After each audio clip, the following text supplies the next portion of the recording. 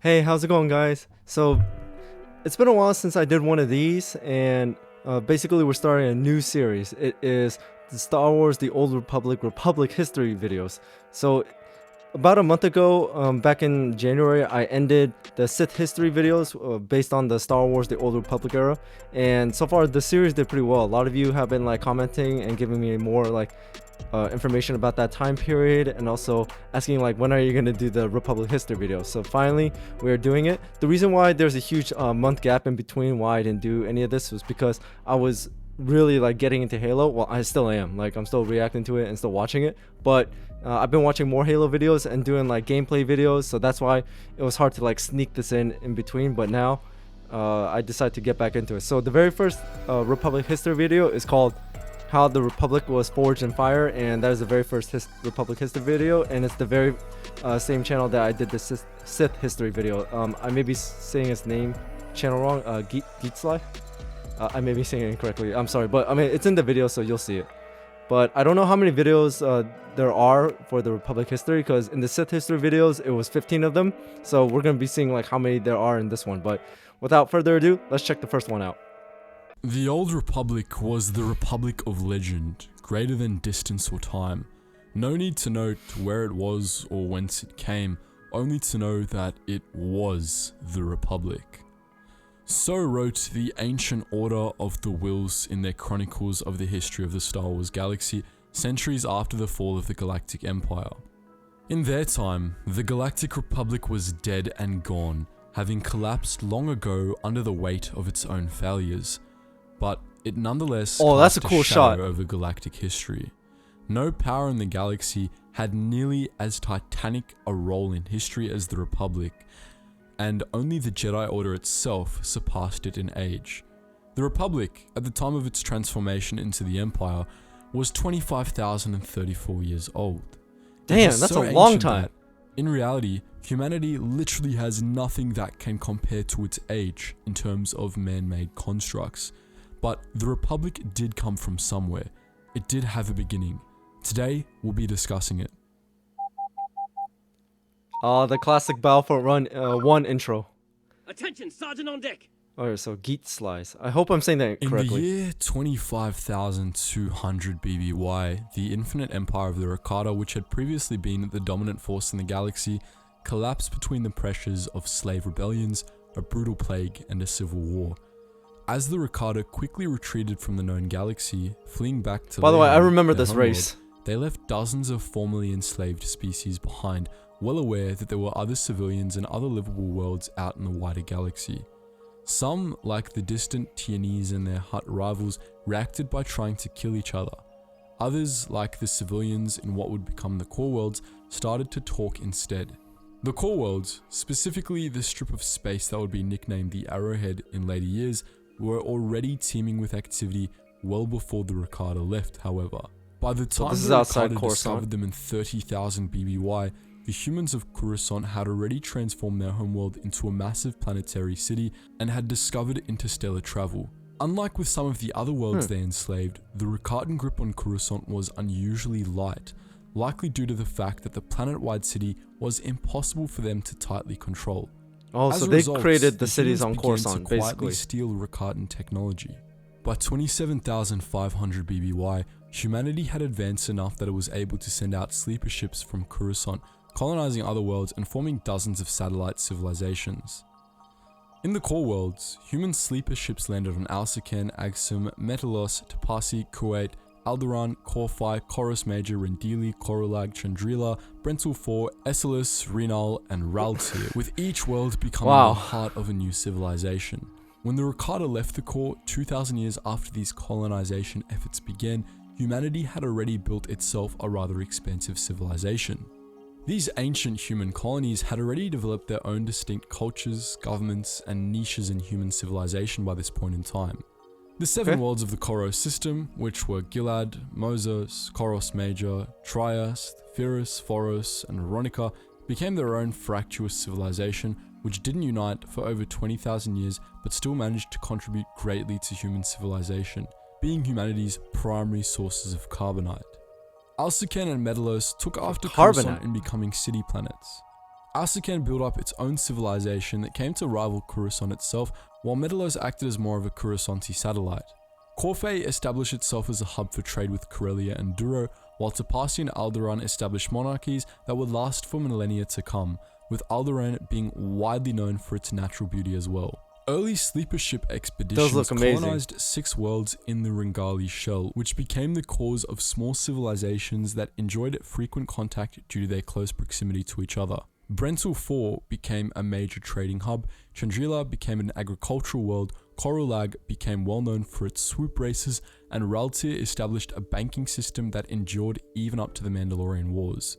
Esselis, another Ringali shell world founded by the Essilian Empire, conquered Renal and eventually 18 other worlds in the region. Esselis wasn't the only one of humanity's colonies to form its own empire, either. Rendili and Kuwait, both worlds that would later become famous for their warships, became military fortresses with their own mini-empires. Humbarine, another one of humanity's most important worlds, actually originated as a Kuwaiti colony before breaking off to form its own civilization. And Axum, together with its sister world Anaxis, became the heart of the Azor Imperium, an ancient empire known for its navy. Other notable civilizations were built around Shorkin and Keyless. There were other civilizations in the core as well.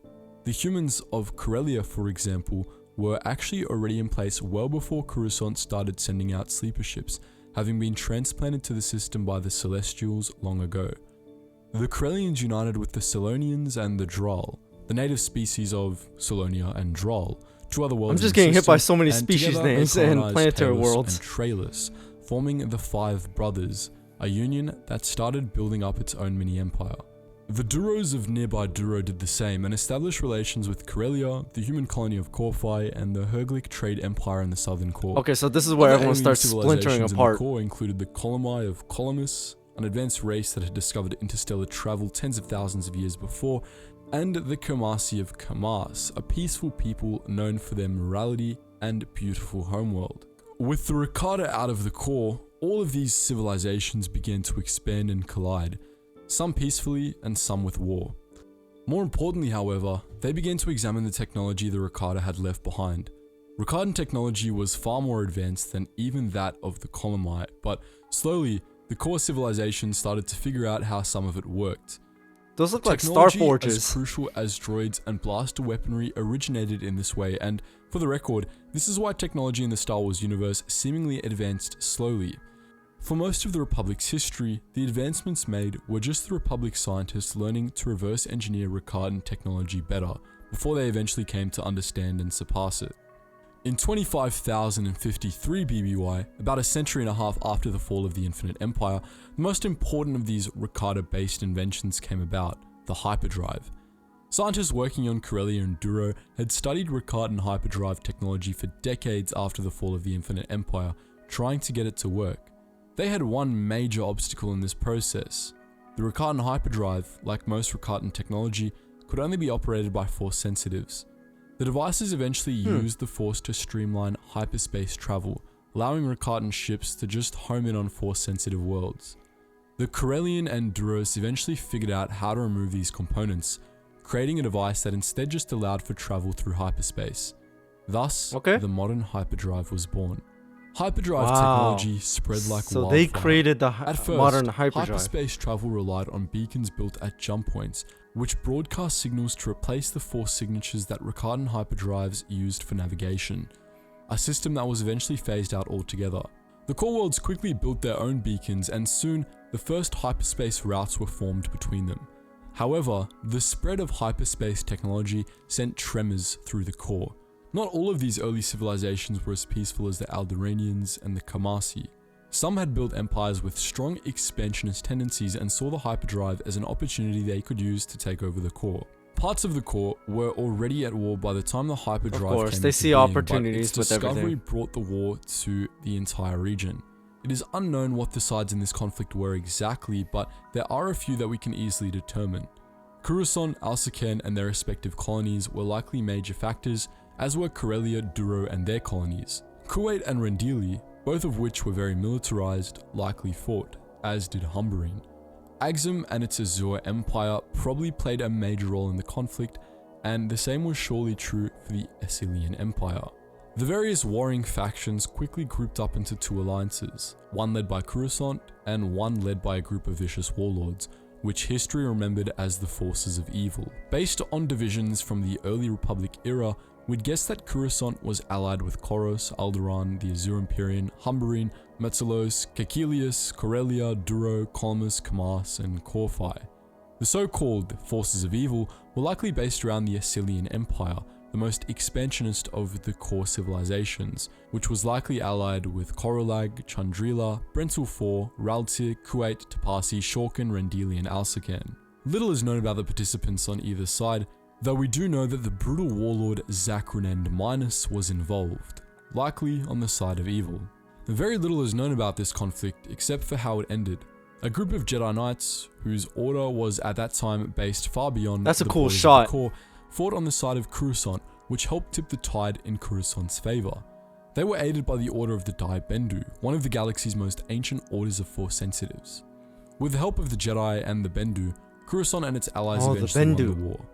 This conflict was the last I remember war that between from a civilizations Star of the Wars core Rebel until the show. Clone Wars split the galaxy in two, and in later years it was referred to as the Unification Wars. In the aftermath of the Unification Wars, all the greatest worlds of the core came together to discuss their future, a shared future.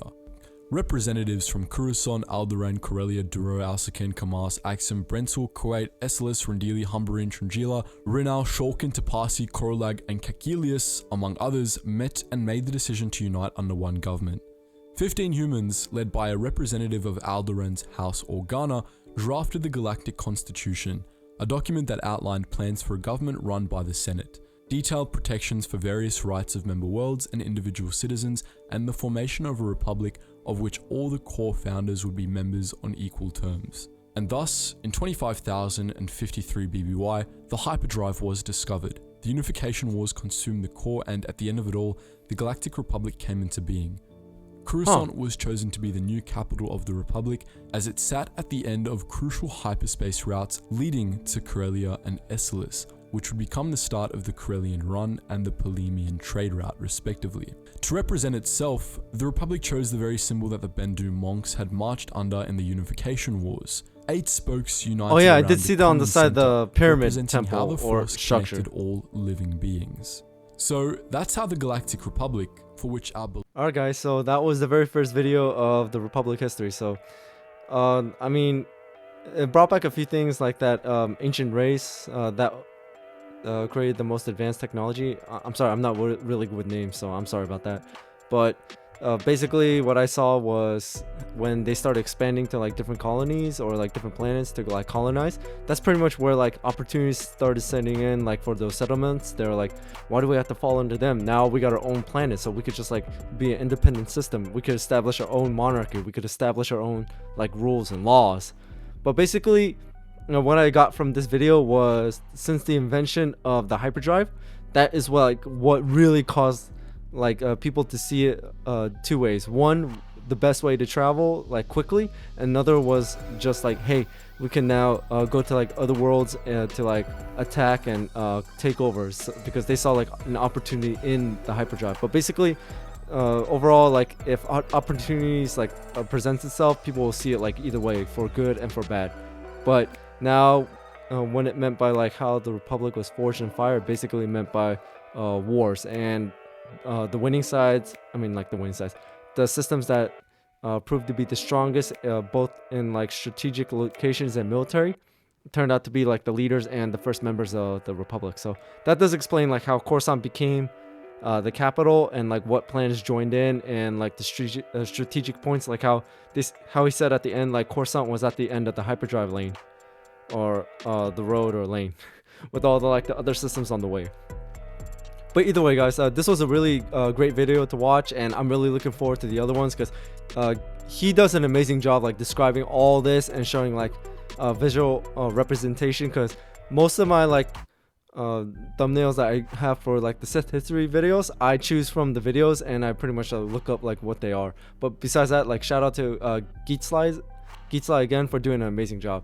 And also there'll be more like videos from Republic history coming out soon, and also there'll be more Halo videos, there'll be more Red Dead Redemption 2 videos. So again, thank you guys for watching. I hope you enjoyed this video, because I really did. And again, keep an eye out for more content. Check out my other videos I have on my channel. And again, thank you guys so much for your continued support in this channel. I really do appreciate it. And I hope you guys are having an amazing day or night wherever you guys are. And I'll see you guys next time.